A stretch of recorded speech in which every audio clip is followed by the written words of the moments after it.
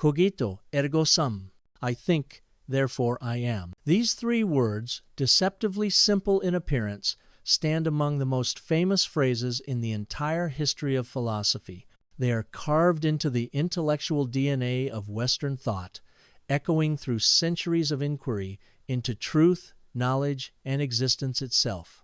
When René Descartes first formulated this phrase in the early 17th century, he was not simply playing with words. He was attempting to rebuild the very foundation of philosophy, science, and human certainty on unshakable ground. To understand Descartes, we must begin here with the radical doubt that led to the certainty of thought, and from that certainty, the birth of modern philosophy. But why did Descartes arrive at this conclusion?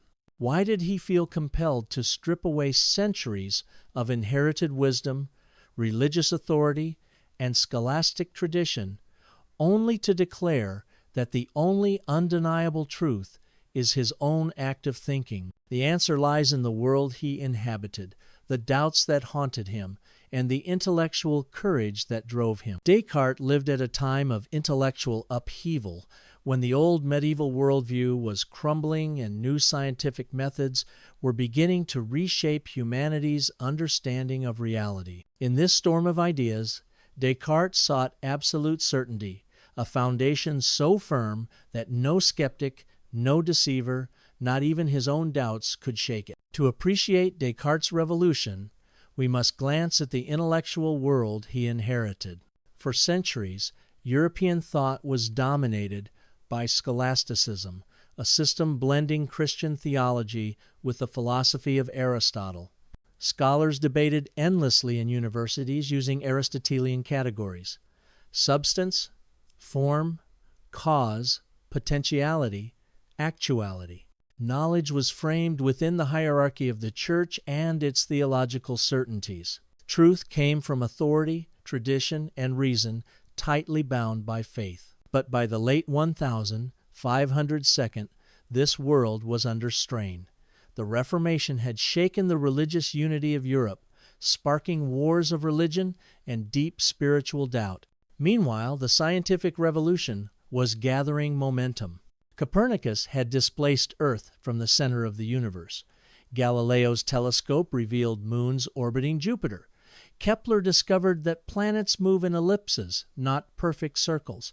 The heavens themselves were no longer immutable, but governed by mathematical laws. The old certainty of Aristotle's cosmos crumbled. It was into this world that René Descartes was born in 1596.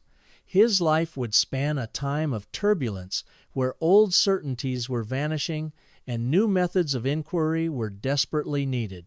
Descartes would become one of the architects of this intellectual revolution, seeking to provide a method to achieve certainty in philosophy, just as mathematics provided certainty in numbers. René Descartes was born in La Haye-en-Touraine, France, into a minor, noble family. His father, Joachim Descartes, was a member of the provincial parliament, while his mother, Jeanne Brochard, died when René was only a child. Frail in health and contemplative in nature, the boy spent much of his youth in study and solitude. At age 10, he was sent to the Jesuit College of La Flèche, one of the most advanced schools of its time. Here he was trained in mathematics, classical languages, philosophy, and theology. The Jesuits gave him a deep respect for reason and method, but Descartes also found himself dissatisfied. Despite years of scholastic education, he felt that true certainty remained elusive.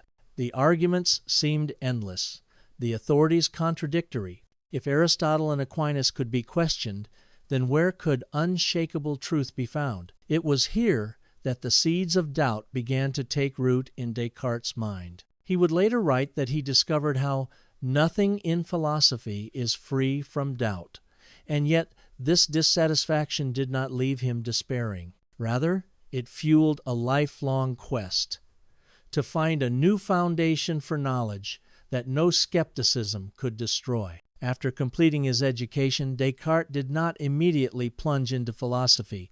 Instead, he embarked on a period of wandering across Europe. In 1618, he joined the army of Prince Maurice of Nassau in the Netherlands, and later he traveled with other military expeditions.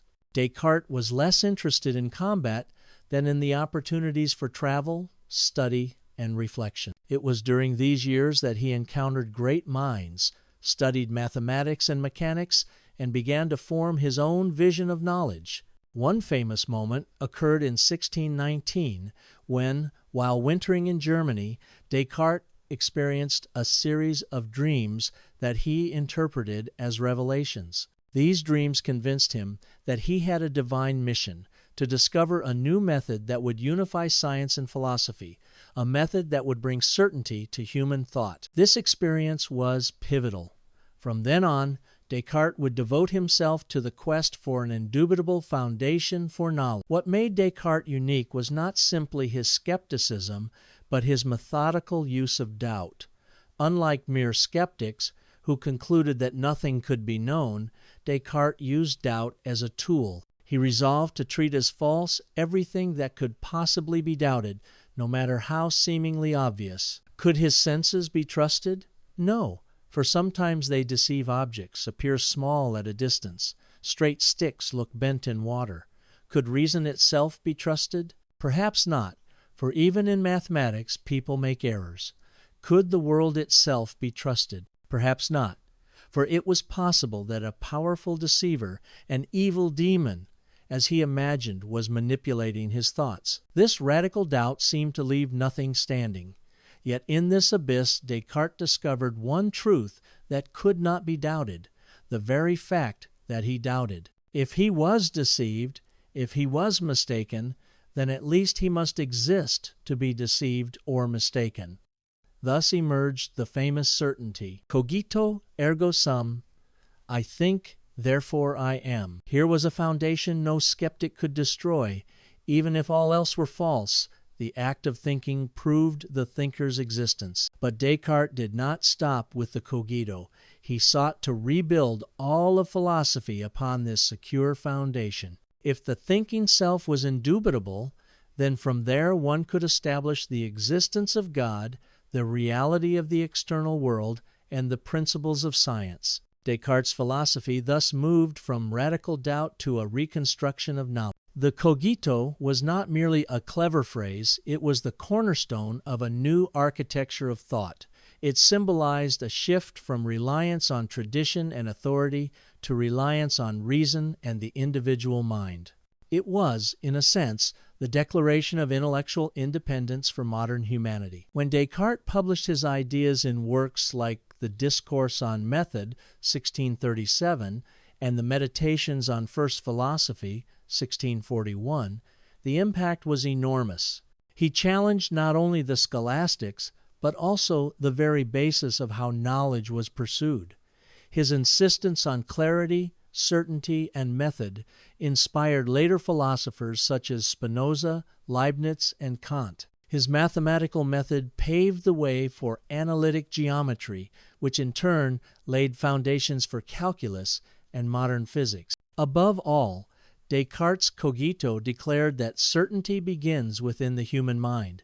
From the storm of doubt arose a new dawn of confidence in reason. Yet behind this philosophical revolution was a man, a quiet, contemplative, and restless figure who sought solitude and clarity in a world of conflict and uncertainty. To fully understand Descartes' philosophy, we must also trace the story of his life, the journey of a fragile boy from France who grew into the father of modern philosophy. René Descartes entered the world on the 31st of March, 1596, in the small French town of La Haye-en-Touraine, later renamed Descartes in his honor. He was the third child of Joachim Descartes, a counselor in the Parliament of Brittany, and Jean Brochard, who tragically died when René was only a year old.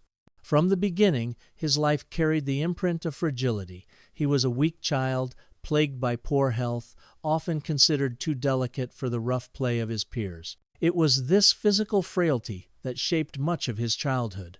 Rather than engaging in outdoor games, René spent long hours indoors, developing habits of reflection and solitude. His father, though distant, recognized René's intellect and arranged for his education at one of the most prestigious schools in France, the Jesuit College of La Flèche. At age 10, Descartes was sent to La Flèche, a newly founded Jesuit institution established by King Henry IV. The college represented the height of early modern education, combining the intellectual rigor of scholastic philosophy with the humanistic study of classical languages, literature, and mathematics. The Jesuits prided themselves on discipline and method, and here Descartes received an education steeped in Aristotle, Aquinas, and the logical disputations that had dominated medieval thought. He was trained to memorize, analyze, and argue within tightly constructed systems of reasoning. Yet while Descartes excelled as a student, he grew increasingly dissatisfied. The endless disputes of scholastic philosophy seemed sterile. For every argument there was a counter-argument. For every claim, an authority that contradicted it. The promise of certainty, which young René longed for, seemed always out of reach. In later writings, he would recall this period as one of awakening disillusionment. I found myself beset with so many doubts and errors that it seemed to me that the effort to educate myself had left me with no profit other than the growing discovery of my ignorance. It was in these halls of learning, ironically, that Descartes first began to question whether true knowledge could be achieved at all. Despite his skepticism toward philosophy, there was one field that thrilled the young Descartes: mathematics. Here at last was a discipline where certainty seemed possible. Geometrical proofs left no room for doubt. Arithmetic offered clarity unmatched by the murky disputes of logic and theology. He was captivated by the power of numbers to describe reality with precision. Unlike rhetoric or theological disputation, mathematics provided conclusions that no reasonable person could deny.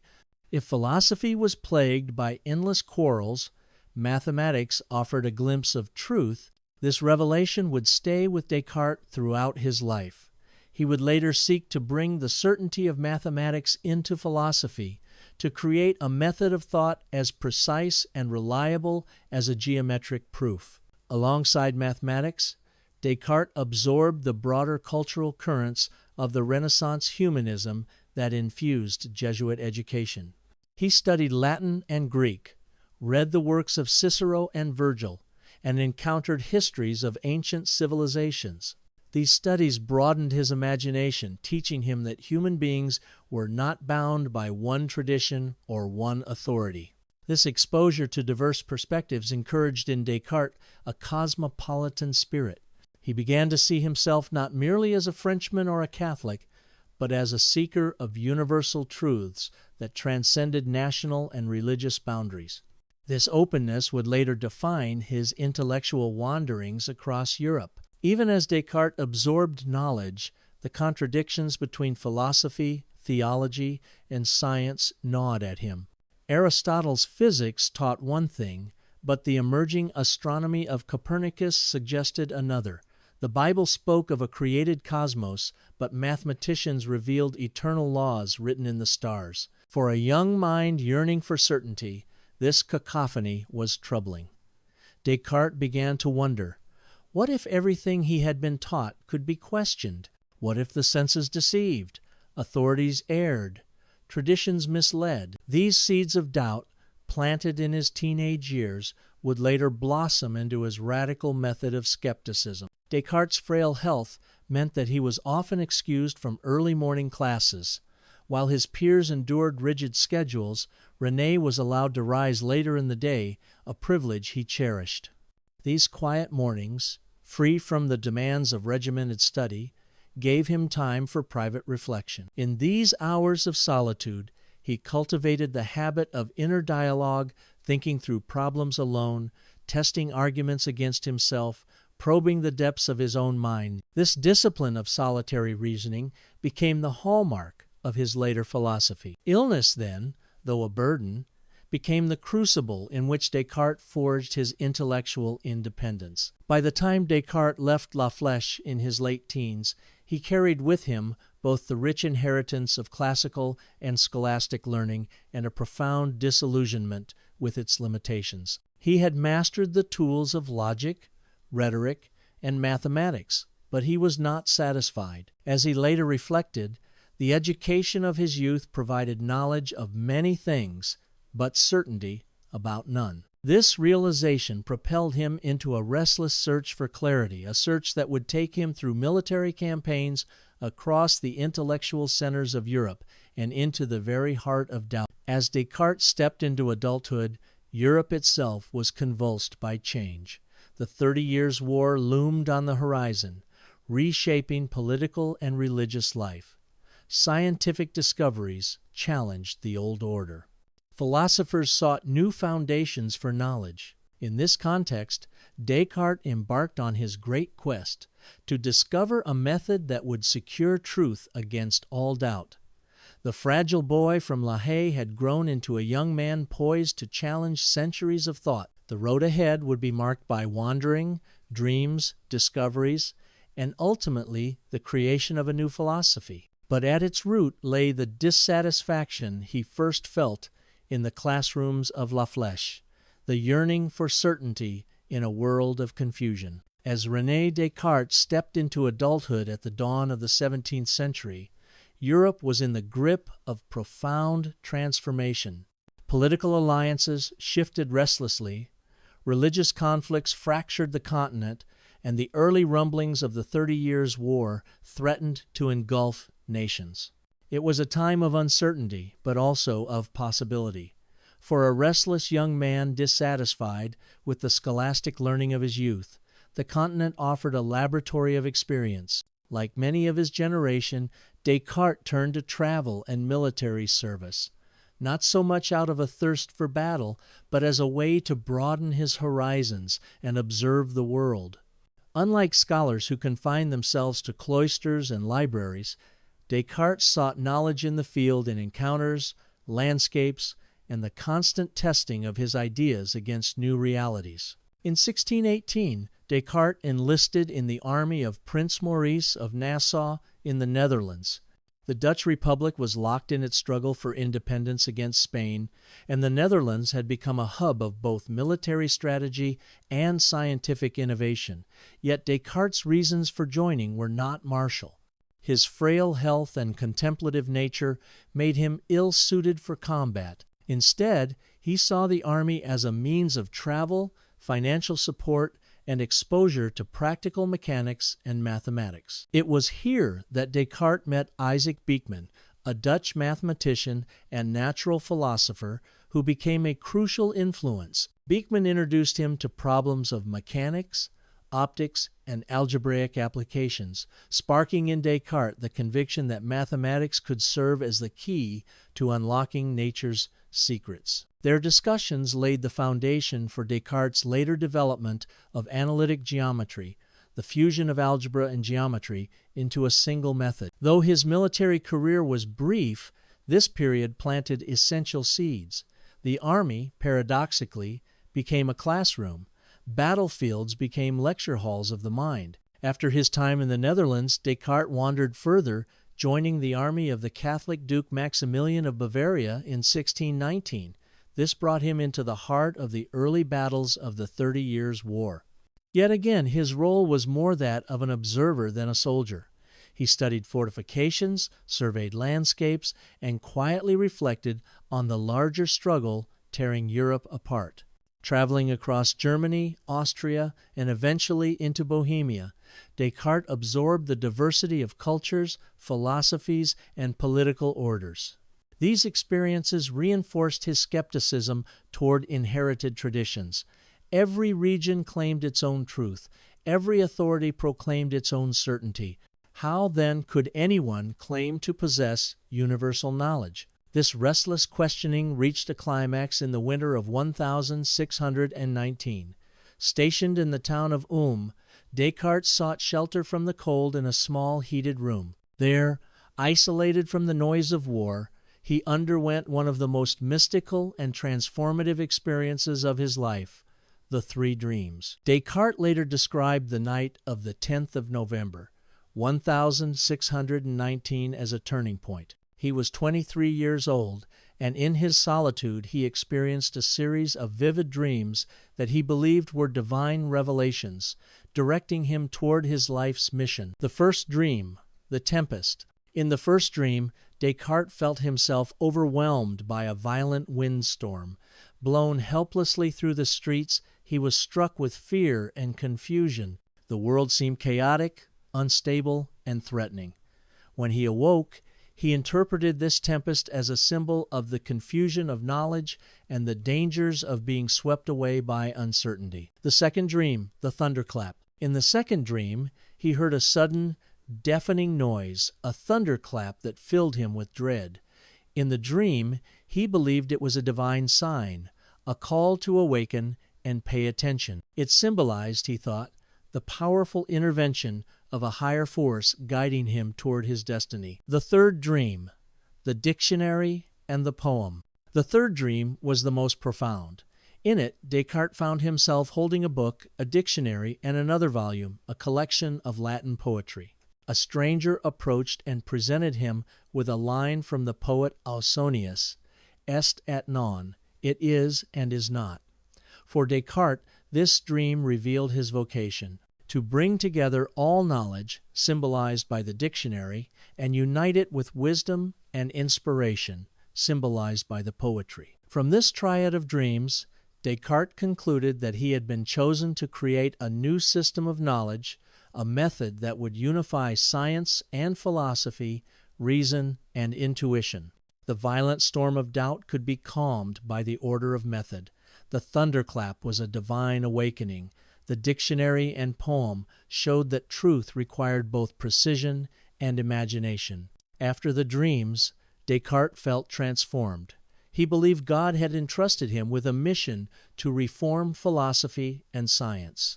His life would henceforth be dedicated to finding a method that could provide certainty equal to that of mathematics. He left the military soon after, convinced that his true battlefield was the realm of thought. Over the next decades, Descartes would refine this method into what became his most famous works: the Discourse on Method, the Meditations on First Philosophy, and the Principles of Philosophy. The dreams of 1,619 were not merely personal visions. They became the symbolic foundation of his intellectual project. Out of a stormy night in Germany was born the architecture of modern philosophy. The method Descartes developed rested on 4 simple but powerful rules, later outlined in the Discourse on Method. Accept nothing as true unless it is clearly and distinctly perceived. Divide problems into smaller parts to examine them properly. Move from the simple to the complex in reasoning. Make thorough enumerations and reviews to ensure nothing is omitted. This was the skeleton key he believed could unlock the doors of knowledge. Inspired by mathematics, grounded in radical doubt, and fueled by the conviction of his dreams, Descartes began his lifelong quest to apply this method to all fields: philosophy, science, medicine, and beyond. Unlike the cloistered scholars of the universities, Descartes now envisioned a different kind of thinker, one who would travel, observe, and reflect independently. He saw himself as a citizen of the world, seeking truths that transcended boundaries. His wandering years, from the Netherlands to Germany, from France to Italy, instilled in him a distrust of parochialism and dogma. Where others saw chaos in Europe's conflicts, Descartes saw the necessity of a firm foundation. The storm of the world mirrored the storm of knowledge, and both demanded order. The 3 dreams remained a private, almost mystical episode during Descartes' life, but their influence was unmistakable. They marked the moment he shifted from student and soldier to philosopher and visionary. They gave him the conviction that his pursuit of method was not just a personal project, but a mission with cosmic significance. Historians debate whether the dreams were truly divine or simply the result of a restless, fevered mind. But for Descartes, they were revelation. And in philosophy, conviction often matters as much as vision. The transformative dreams of 1,619 had given René Descartes a sense of divine mission. He was destined to discover a universal method capable of grounding all knowledge. Yet visions, however powerful, needed to be translated into rigorous intellectual tools. Over the following years, Descartes would refine his method, turning inspiration into practice. Mathematics became the cornerstone of his endeavor.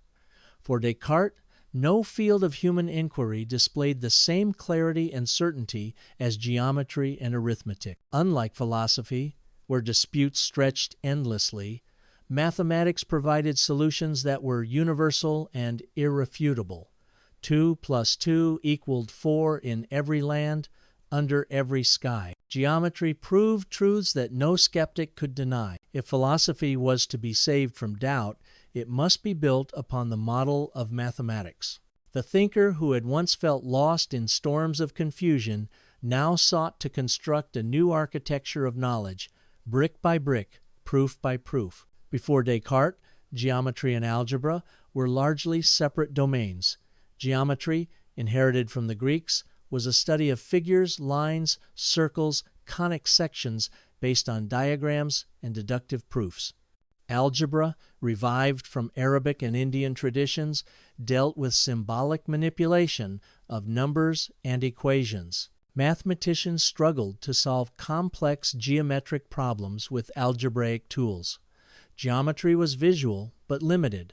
Algebra was powerful but abstract. A method to unite the two was missing. It was Descartes who saw the possibility of a fusion.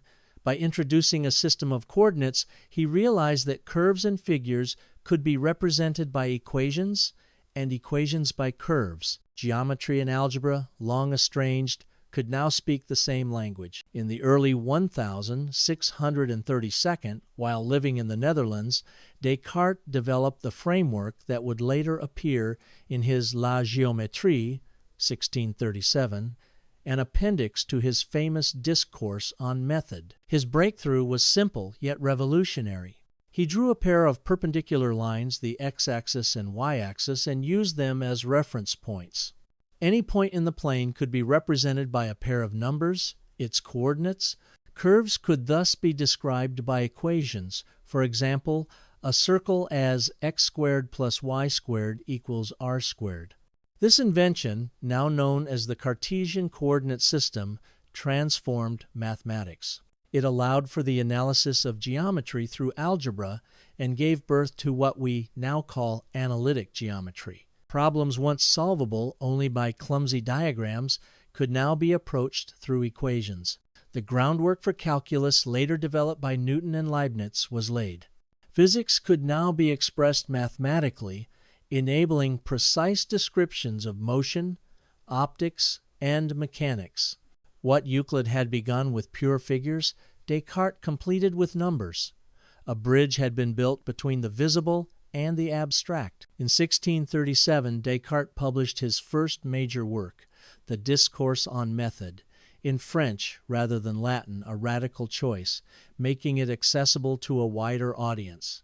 The book was a manifesto of his intellectual project. The discourse outlined his 4 rules of method. Accept nothing as true unless it is clearly and distinctly known. Divide each difficulty into as many parts as possible. Conduct thoughts in order, from the simplest to the most complex. Make thorough reviews to ensure completeness. To demonstrate this method in practice, he included 3 scientific essays as appendices: La dioptrique, optics, explaining the nature of light and vision; Les météores, meteorology, a treatise on weather phenomena, including a pioneering explanation of the rainbow; La géométrie, geometry, his groundbreaking work on analytic geometry. The choice of subjects was deliberate. Descartes wished to show that his method could illuminate diverse fields of inquiry, from the bending of light through lenses, to the arc of a rainbow, to the abstract curves of geometry. Knowledge was no longer a patchwork of separate disciplines, but a unified field governed by clear and distinct reasoning. In La dioptrique, Descartes advanced a new theory of light. He described it not as a substance emitted by objects, but as a mechanical phenomenon akin to pressure transmitted through a medium. He compared it to a stick pushing against objects at a distance, suggesting that light was an instantaneous transmission of pressure through a subtle matter. Though not accurate by modern standards, this mechanistic approach was groundbreaking. It anticipated the wave and particle theories that would later emerge and influenced Newton's optics. Descartes also explained the law of refraction, now often called Snell-Descartes' law, which governs how light bends when passing between mediums. This combination of philosophy, mathematics, and experiment marked him as a new kind of thinker, not merely a philosopher of words, but a philosopher of science. The discourse on method was only a beginning. Descartes had shown how his method could be applied, but he had not yet fully articulated the metaphysical foundation on which all certainty must rest. He knew that if his system was to endure, he must confront the deepest questions. What can be known with absolute certainty? Does God exist, and how can his existence be proven? How can we be sure that the world outside our minds is real? What is the nature of the human soul? These questions would lead to his Meditations on First Philosophy, 1641, a book that remains one of the central texts of Western philosophy. But before we enter the Meditations, it is worth pausing to reflect on how Descartes' mathematical and scientific innovations prepared the way. Analytic geometry had given him a model of clarity and certainty. Optics and meteorology had shown the power of applying reason to nature. Now, armed with these tools, Descartes was ready to confront the abyss of doubt itself. Descartes embodied a new intellectual archetype, the philosopher who was also a scientist and mathematician. Where medieval scholars sought to reconcile Aristotle with theology, Descartes sought to reconcile human reason with the order of nature. By uniting algebra and geometry, he had transformed mathematics. By applying mechanical reasoning to optics, he had transformed science. By insisting on method, he was preparing to transform philosophy itself. His journey from frail child to restless soldier to visionary mathematician had brought him to the threshold of his greatest work. The next step would not only redefine philosophy, but would echo across centuries, the Meditations on First Philosophy. By 1641, René Descartes was no longer an obscure wanderer. His Discourse on Method, 1637, had circulated widely, establishing him as a thinker with daring ideas. Yet Descartes knew that if his project was to stand the test of time, he needed a work of greater depth and rigor. The discourse had been written in French to reach a broad audience. Now, he turned to Latin, the scholarly language of Europe, to engage directly with philosophers, theologians, and scientists. The result was the Meditations on First Philosophy, a slim volume that would forever change philosophy. At its heart lay a radical ambition to demolish every assumption, every inherited belief, until only what could be known with absolute certainty remained. From that foundation, Descartes would rebuild the edifice of knowledge. The book is divided into 6 meditations, each representing a step in the philosopher's solitary journey. On the things that may be called into doubt, on the nature of the human mind, on the existence of God, on truth and error, on the essence of material things and the existence of God again, on the existence of material things and the real distinction between mind and body. Each meditation unfolds like a diary entry written in the first person, as if the reader is overhearing Descartes' inner dialogue. This style was intentional.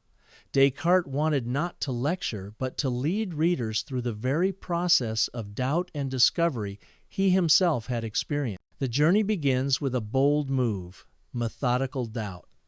Descartes resolves to doubt everything he possibly can in order to discover whether anything can resist such skepticism. The senses cannot be trusted, for they sometimes deceive. Dreams suggest that waking experience may not be reliable. After all, how do we know we are not dreaming now? Even mathematics, seemingly the most certain, could be false if a powerful being were deceiving us. This thought experiment leads Descartes to imagine the famous evil demon, a malicious deceiver who manipulates all his perceptions and beliefs. If such a demon existed, then nothing could be trusted. The first meditation ends in darkness, a world where nothing seems certain, where even the simplest truths might be illusions. Out of this abyss, Descartes discovers one indestructible truth, his own existence as a thinking thing. Even if the demon deceives him, even if the external world is false, there must be an I who is deceived. Thought itself guarantees existence. Thus emerges the famous statement, Cogito, ergo sum, I think, therefore I am. This is not a logical inference, but an immediate certainty grasped directly by the mind. It is the bedrock upon which all other truths will be built. From here, Descartes begins to examine the nature of this I. He realizes that while the body and senses can be doubted, the mind itself cannot. He exists essentially as a thinking substance, a res cogitans. This sets the stage for the later mind-body dualism. Having secured the cogito, Descartes turns to the next question. Can he move beyond the self to establish the existence of God? He offers the trademark argument. The idea of God, infinite and perfect, exists within his finite mind. But such an idea cannot originate from something imperfect like himself. It must have been placed there by a being who truly possesses infinity and perfection, namely God. This argument was controversial, but Descartes believed it provided a bridge from the certainty of the self to the certainty of God. If God exists and is not a deceiver, then the foundation for reliable knowledge is possible. Here Descartes examines why humans make mistakes. If God is perfect, why are we prone to error? His answer lies in the imbalance between the will and the intellect. The intellect is limited, but the will is infinite. We can affirm or deny far more than we truly understand. Error arises when the will exceeds the intellect, when we judge beyond what we clearly and distinctly perceive. The solution is intellectual discipline, restraining the will until the intellect provides clarity. The fifth meditation returns to the question of God's existence, offering another argument, the ontological argument. Just as the idea of a triangle includes having three angles, so the idea of God includes existence. To think of God as non-existent is like thinking of a mountain without a valley. It contradicts the essence of the concept. Here, Descartes also affirms that material things have an essence grounded in mathematics. Geometry, not sensory experience, reveals the true nature of the physical world. The final meditation brings Descartes to two crucial conclusions. The existence of material things. Since God is no deceiver, the natural inclinations that lead him to believe in an external world must be reliable. Therefore, bodies truly exist. The real distinction between mind and body, the mind, res cogitans, is a thinking, non-extended substance. The body, res extensa, is extended, non-thinking substance. They are fundamentally different, though united in the human being. This dualism would become one of Descartes' most famous and controversial legacies. It raised profound questions about how mind and body interact, questions that continue to haunt philosophy and neuroscience today. The publication of the Meditations caused an immediate stir. Admirers praised its clarity and boldness. Critics attacked its proofs of God and its apparent threat to theology. Descartes himself solicited objections from prominent thinkers, including Thomas Hobbes, Antoine Arnauld, and others, and published his replies. The book cemented Descartes' reputation as the father of modern philosophy. No longer could philosophers rest content with scholastic disputation. The method of radical doubt had changed the landscape forever. The Meditations did more than present arguments. It introduced a new way of doing philosophy, inward, first-person, methodical, and grounded in clarity. It emphasized that certainty begins not with the world, but with the self. From this flowed centuries of debate. Rationalists like Spinoza and Leibniz built on Descartes' emphasis on reason. Empiricists like Locke and Hume challenged his confidence in innate ideas. Kant later sought to reconcile rationalism and empiricism, forever shaped by the Cartesian revolution.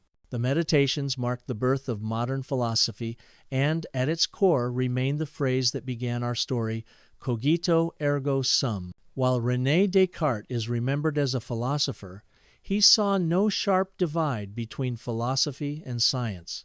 For him, philosophy was the tree of knowledge, with metaphysics as its roots, physics as its trunk, and the various sciences, mechanics, medicine, morals as its branches. His ambition was not simply to solve puzzles of the mind, but to provide a framework that could explain the workings of the natural world.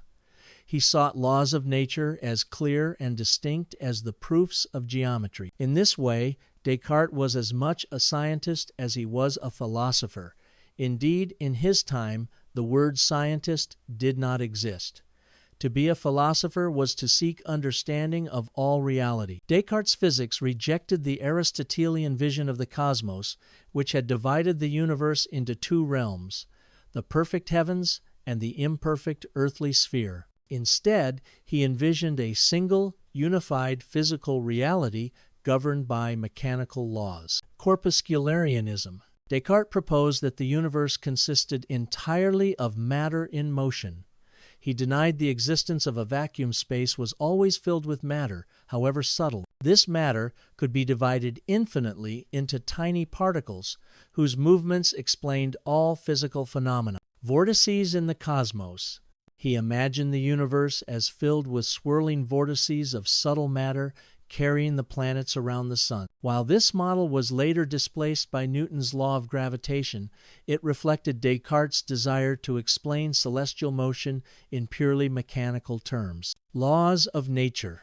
Descartes formulated basic laws of motion. Each part of matter continues in its state unless acted upon by another.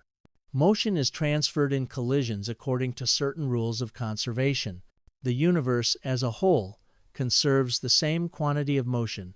These ideas anticipated, though imperfectly, Newton's later laws. Descartes lacked the mathematics of calculus, but his mechanistic vision helped prepare the way. Descartes extended his mechanical philosophy to biology. He believed that animals were essentially complex machines whose movements and behaviors could be explained by the motion of parts, like the workings of a clock. He dissected animals, studying the circulation of the blood, muscles, and nerves. He believed reflexes could be explained without appeal to souls, but through mechanical pathways in the nervous system. To illustrate, he compared the body to the hydraulic statues in Parisian gardens figures that moved when water pressure was applied through hidden pipes. This animal-machine theory was revolutionary, but also controversial. Critics accused Descartes of denying consciousness to animals, reducing them to mere automata. Yet his mechanistic approach paved the way for modern physiology and neuroscience. While animals were machines, Descartes believed humans were unique because they possessed a rational soul.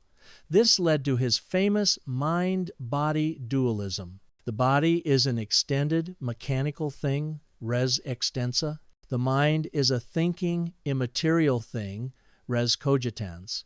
But how do these two substances interact?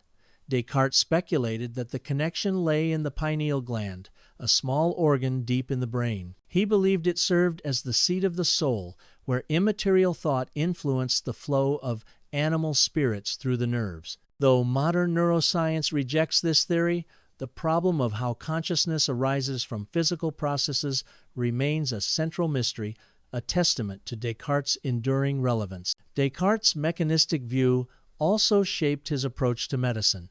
He envisioned a future in which doctors could treat the body by understanding its mechanics, just as an engineer repairs a machine. He studied circulation, though he misinterpreted some details compared to William Harvey's discoveries. He sought to explain digestion, respiration, and even emotions in mechanical terms. His unfinished treatise De Homine on Man attempted to provide a complete mechanistic model of the human body. Though primitive by modern standards, this work laid early groundwork for viewing the body as subject to discoverable, lawful processes, an approach central to modern medicine. Descartes' scientific writings were not isolated works, but part of a larger ambition, the unification of all knowledge under a single method. Just as analytic geometry had united algebra and geometry, he believed his method could unite philosophy, physics, biology, and medicine. For Descartes, clarity and distinctness were the hallmarks of truth. By breaking down complex problems into simpler elements and rebuilding them through reasoning, he believed humans could eventually master nature. This vision resonated with Francis Bacon's call for the advancement of science, but was more mathematical and deductive in spirit. While many of Descartes' scientific theories were later proven wrong, his vortex model of the cosmos, his account of blood circulation, his pineal gland hypothesis, his method transformed the pursuit of science. He helped establish the mechanical philosophy, replacing appeals to qualities and purposes with explanations in terms of matter and motion. He insisted that science must be grounded in mathematics, a conviction that shaped physics for centuries. He opened the door to a reductionist approach, analyzing phenomena by breaking them down into simpler parts. At the same time, his dualism created a tension that remains: how to reconcile the subjective world of mind with the objective world of science. To his contemporaries, Descartes was not merely a philosopher spinning abstract webs, but a natural philosopher, what we would now call a scientist. His optics influenced Newton. His mechanics inspired generations of physicists.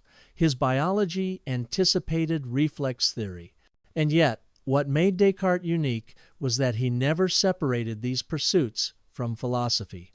For him, to ask what light is was also to ask how we know.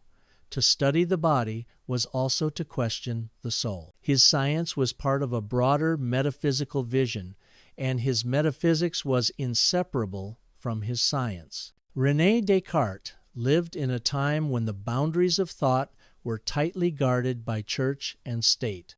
The Catholic Church, still reeling from the Protestant Reformation, watched anxiously over ideas that might threaten its authority. The universities, dominated by Aristotelian scholasticism, were suspicious of innovation. To challenge tradition was to risk condemnation, censorship, even exile. Descartes' project, rejecting authority, doubting inherited truths, and grounding knowledge in the individual mind, was bound to provoke resistance. His determination to reconcile science, philosophy, and theology placed him in the crossfire of Europe's intellectual and religious conflicts. When the Discourse on Method appeared in 1637, its bold tone immediately drew attention. Written in French rather than Latin, it bypassed the gatekeepers of the universities and reached a wider public. Some readers hailed it as a manifesto of intellectual independence, while others condemned its audacity. The emphasis on reason over tradition raised suspicions of heresy. The inclusion of scientific essays on optics, meteorology, and geometry showcased Descartes as a universal thinker, but also highlighted his divergence from Aristotelian natural philosophy. Though admired by many, the Discourse also marked Descartes as a disruptive force. He soon discovered that innovation carried risks. The Meditations on First Philosophy, 1641, brought even greater controversy. Its method of radical doubt shocked many readers who feared it undermined faith. Descartes' proofs of God were intended to secure theology, but critics accused him of relying on dubious reasoning. Descartes invited prominent thinkers to submit objections, which he published alongside his replies. Among them were Thomas Hobbes, the English philosopher, who rejected Descartes' reliance on innate ideas and insisted that thought must be tied to material processes; Antoine Arnauld, a Jansenist theologian, who challenged Descartes on the clarity of his ideas and the possibility of error; Pierre Gassendi, a priest and atomist, who argued from an empirical perspective that knowledge arises from the senses. These exchanges highlighted the revolutionary nature of Descartes' philosophy. He was forcing European thinkers to confront questions of certainty, God, and the nature of reality in unprecedented ways. The shadow of Galileo's trial in 1633 loomed large over Descartes. Galileo had been condemned by the Inquisition for supporting the Copernican heliocentric model of the universe. Descartes, who privately accepted heliocentrism, quickly suppressed his own treatise, Le Monde, the World, upon hearing of Galileo's fate. This act of caution reveals the tension in Descartes' life. He was bold in thought, but wary of persecution. He longed for freedom to pursue philosophy without interference. This desire eventually led him to spend much of his adult life in the Dutch Republic, a haven of relative tolerance compared to Catholic France. Despite his caution, Descartes could not entirely avoid conflict with religious authorities. His mechanistic explanation of nature and his claim that animals were machines scandalized many theologians. In 1663, more than a decade after his death, his works were placed on the Index of Prohibited Books by the Catholic Church. His ideas, however, had already spread too widely to be contained. The attempt at suppression only increased interest in his writings, ensuring that his philosophy became a central topic of debate across Europe. One of the most dramatic controversies of Descartes' life erupted in the Dutch university town of Utrecht. There, the theologian Gisbertus Voetius, a strict Calvinist, launched a campaign against Cartesian philosophy. Voetius denounced Descartes as an atheist and accused his followers of undermining both faith and morality. He mobilized the university to condemn Cartesianism, turning the issue into a public scandal. Descartes, furious, defended himself in print, attacking Voetius with biting sarcasm and sharp argument.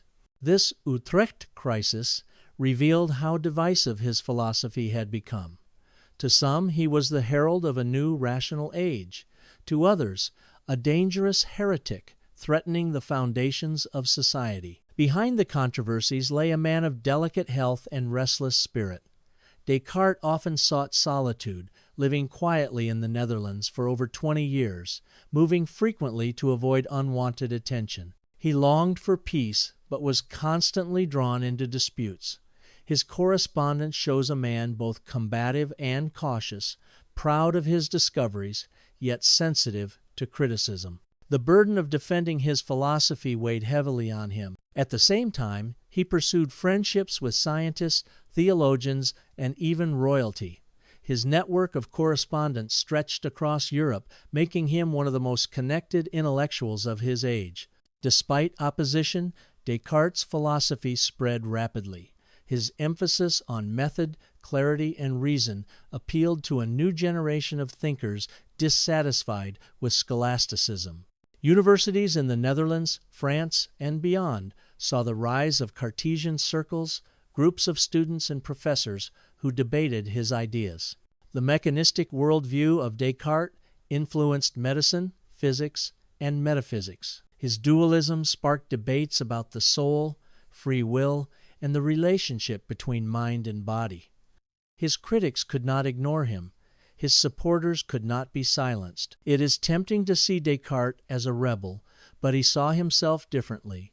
He insisted he was not attacking faith, but securing it on firmer grounds. He argued that reason, properly used, supported the existence of God and the immortality of the soul. Yet the very act of grounding certainty in the human mind rather than in tradition was revolutionary. Descartes may not have intended to undermine authority, but his philosophy shifted the center of truth from the church to the individual. This was the true cause of the controversies he faced. By the mid-1642, René Descartes was one of the most talked about intellectuals in Europe. His works had sparked admiration, debate, and condemnation in equal measure. Living quietly in the Dutch Republic, he had enjoyed relative freedom to write and correspond with scholars across the continent. But his life took a dramatic turn when he received an invitation from Queen Christina of Sweden. Christina, a brilliant and eccentric monarch, had ascended the throne at a young age. She was fascinated by philosophy and eager to surround herself with Europe's greatest minds. In 1649, she invited Descartes to Stockholm to serve as her court philosopher. For a man who valued solitude and warmer climates, the offer was both an honor and a burden. At first, Descartes hesitated. He was accustomed to his quiet life, and Sweden's cold winters and rigid court life did not appeal to him. But Christina was insistent, and the prospect of royal patronage, combined with his desire to influence a powerful ruler, eventually convinced him. At the age of 53, he embarked on what would be his final journey. Arriving in Stockholm in the late autumn of 1649, Descartes found himself in a world utterly foreign to his temperament. The Swedish court was austere and disciplined, in stark contrast to his preference for leisurely mornings and private study. Queen Christina, however, was determined to learn. She scheduled her philosophy lessons with Descartes at 5 o'clock in the morning, in the freezing darkness of Swedish winter. For a man who had always guarded his health and thrived on late rising, this regimen was punishing. Still, Descartes endeavored to fulfill his duties. He lectured the Queen on philosophy, theology, and ethics, and he began drafting a treatise on the passions of the soul, a subject that interested both him and Christina deeply. Published in 1649, The Passions of the Soul was Descartes' final major work. In it, he sought to explain human emotions within his mechanistic framework. He described the passions love, hatred, joy, sadness, desire as movements of the animal spirits within the body, affecting the mind through the pineal gland. Yet he also emphasized the power of reason to regulate passions, elevating humans above animals. The work reflected his dualism. Passions were physical, but the rational soul could master them. Though limited by his physiology, the passions remains a landmark in the philosophy of emotion, anticipating later psychology. The Swedish climate proved disastrous for Descartes' fragile health. The bitter cold, the early hours, and the rigid court life undermined his strength. Accustomed to moderation and solitude, he now found himself exposed to conditions he could not endure. In January 1650, he contracted pneumonia. Despite treatment, his condition worsened rapidly.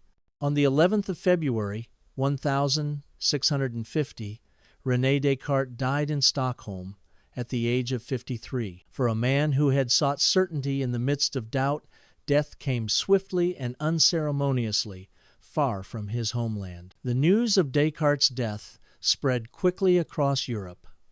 Admirers mourned the loss of one of the greatest minds of the age.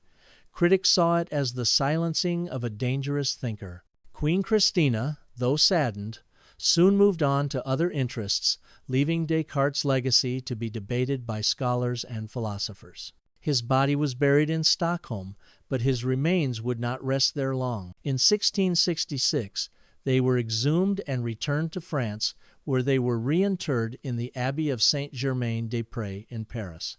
Later, parts of his remains were moved again, a fitting symbol for a philosopher whose ideas refused to stay confined. Even before his death, Descartes' philosophy had become the subject of fierce controversy. After his passing, his ideas spread even more widely. Supporters praised him as the father of modern philosophy and a pioneer of scientific method. Critics, including both Catholic and Protestant theologians, denounced him as a threat to faith. Universities debated whether to ban or adopt Cartesian philosophy. Some embraced it as a replacement for Aristotelianism, while others condemned it as dangerous. In 1663, the Catholic Church placed Descartes' works on the index of prohibited books. Yet far from extinguishing his influence, this only fueled curiosity and debate. Cartesianism became a movement, with disciples defending and expanding his ideas in France, the Netherlands, and beyond. Queen Christina's relationship with Descartes remains one of the most intriguing episodes of his life. For her, Descartes was a trophy, a brilliant mind to adorn her court. For him, she was both a challenge and an opportunity. Their intellectual exchanges, though brief, reflected the growing role of women in European intellectual life. Christina later converted to Catholicism and abdicated the throne, becoming a controversial figure in her own right. Descartes' presence at her court symbolized the intersection of philosophy and power in the 17th century. Descartes' death at 53 left many projects unfinished. He had dreamed of completing a comprehensive system of philosophy and science, uniting metaphysics, physics, medicine, and ethics under one method. His life's work was a blueprint rather than a finished edifice. Yet even unfinished, his philosophy reshaped the intellectual landscape. His method of doubt, his cogito, his dualism, his analytic geometry, all these innovations lived on, debated and developed by generations to come. René Descartes died in 1650, far from his native France, in the cold air of Stockholm. But with his death began a new life for his ideas. His writings spread across Europe, circulating in manuscripts, reprints, and translations. Admirers and critics alike seized upon his philosophy, and soon Cartesianism became one of the most hotly debated intellectual movements of the 17th and 18th centuries. Though his body lay still, his cogito continued to echo, "I think, therefore I am." After Descartes' death, his followers systematized and expanded his thought. Figures such as Henricus Regius in the Netherlands and Nicolas Malebranche in France carried the Cartesian torch. Regius applied Cartesian principles to medicine and natural philosophy, sometimes straying so far from Descartes' original ideas that the master himself had rebuked him during his lifetime. Malebranche integrated Cartesian philosophy with theology, proposing the doctrine of occasionalism, that God is the true cause of all actions, while created things are merely occasions for divine intervention. Cartesianism spread quickly in universities, especially in the Netherlands and parts of France. For many students, it replaced the tired Aristotelian scholasticism that had dominated medieval education. Yet its spread provoked fierce backlash. The Catholic Church, wary of any system that seemed to undermine tradition, condemned Cartesianism. In 1663, Descartes' works were placed on the index of prohibited books. Protestants, too, worried about the implications of his dualism and his mechanistic view of nature. Despite opposition, his ideas could not be contained. Professors taught them, sometimes secretly. Students debated them passionately. The very act of banning Descartes often drew more readers to him. Cartesianism became not merely a philosophy, but a symbol of intellectual independence, a refusal to accept authority without reason. Descartes' impact on philosophy was immense. He is often called the father of modern philosophy, and not without reason. His method of doubt, his turn inward to the thinking subject, and his emphasis on clarity reshaped the discipline. Spinoza built upon Cartesian principles but rejected dualism, creating a radical monism where God and nature were one. Leibniz admired Descartes but criticized his physics, developing his own system of metaphysics and mathematics. Locke, Berkeley, and Hume, the empiricist, defined themselves largely in opposition to Cartesian rationalism. Kant later synthesized rationalism and empiricism, acknowledging Descartes as the starting point of modern thought. In short, whether philosophers agreed with him or not, they could not ignore him. To philosophize after Descartes was to grapple with the problems he raised. Descartes' invention of analytic geometry transformed mathematics. By uniting algebra with geometry, he provided the essential groundwork for calculus, later developed by Newton and Leibniz. The Cartesian coordinate system became a universal tool not only in mathematics but in physics, engineering, and beyond.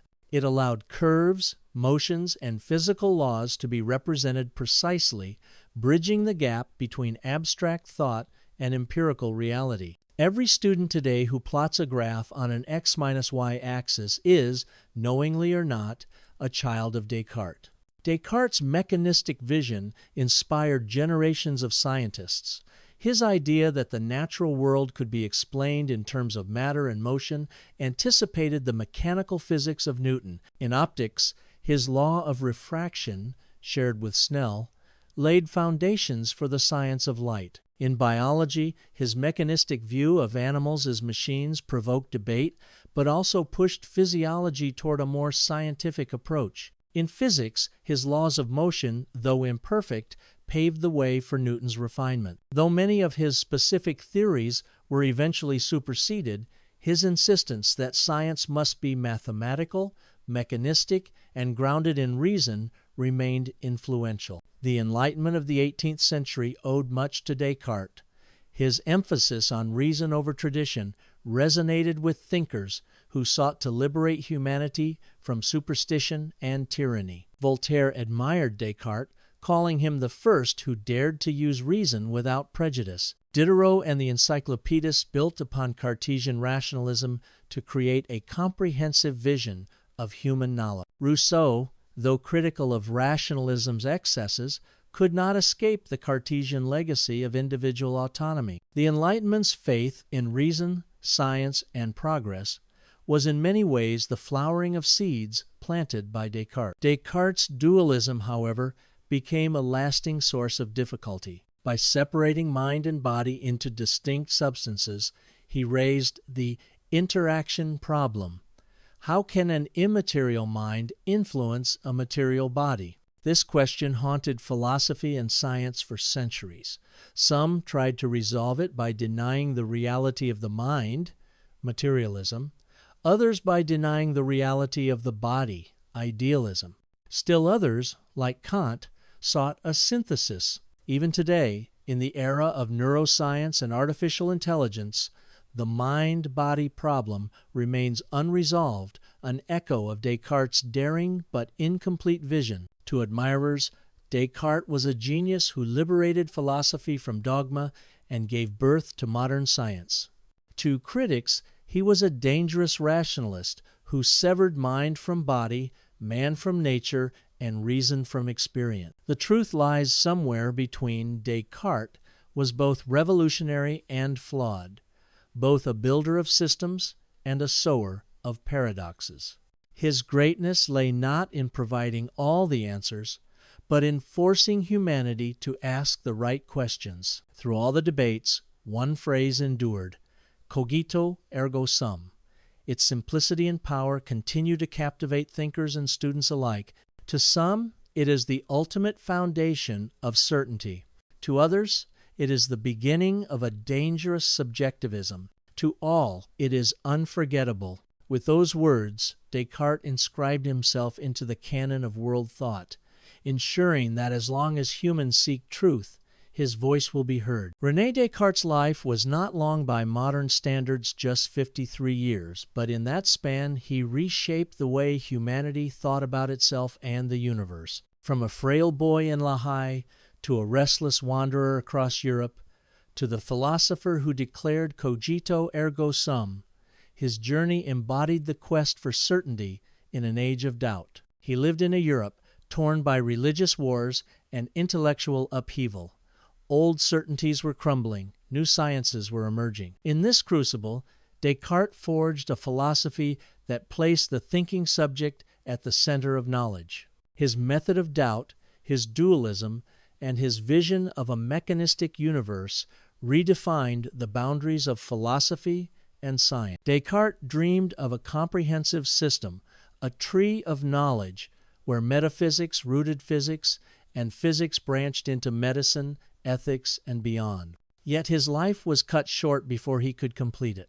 His physics gave way to Newton's prial. His biology was primitive by modern standards. His theology provoked suspicion more than consensus. And yet, the unfinished quality of his system was part of its power. He was not the builder of a finished cathedral, but the architect who laid down the blueprints for generations to expand, modify, and contest. Descartes' philosophy left behind tensions that continue to shape modern debates. Mind and body, can thought and matter be truly separate? And if so, how do they interact? Reason and experience. Is knowledge grounded in innate ideas or in sensory experience? Certainty and skepticism. Can we ever escape doubt? Or is the cogito the only secure truth? Science and faith. How can mechanistic explanations of nature coexist with belief in God and the soul? These questions remain alive not because Descartes solved them, but because he articulated them with such clarity that no philosopher could ignore them. Historians often call Descartes the father of modern philosophy, but his legacy is broader. In mathematics, every coordinate plane and algebraic curve speaks his name.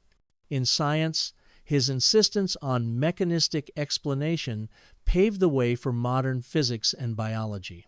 In philosophy, his cogito, his dualism, and his method of doubt became the starting points of modern thought. In culture, he symbolized the triumph of reason, the autonomy of the individual, and the courage to question authority. Few thinkers have so thoroughly transformed the intellectual landscape. The centuries after Descartes saw revolutions he could scarcely have imagined. Newton's laws, Darwin's biology, Einstein's relativity, quantum physics, neuroscience, artificial intelligence. Yet in each of these, echoes of Descartes can be heard. When scientists seek mathematical laws of nature, they follow his example. When philosophers debate consciousness and identity, they return to his questions. When modern people assert their individuality, they echo his radical turn to the self. Descartes may have lived in the 17th century, but his spirit pervades the 21st. At the heart of Descartes' philosophy lies a message both humbling and empowering. Certainty begins within. In a world of doubt, deception, and shifting truths, the act of thought itself becomes the foundation.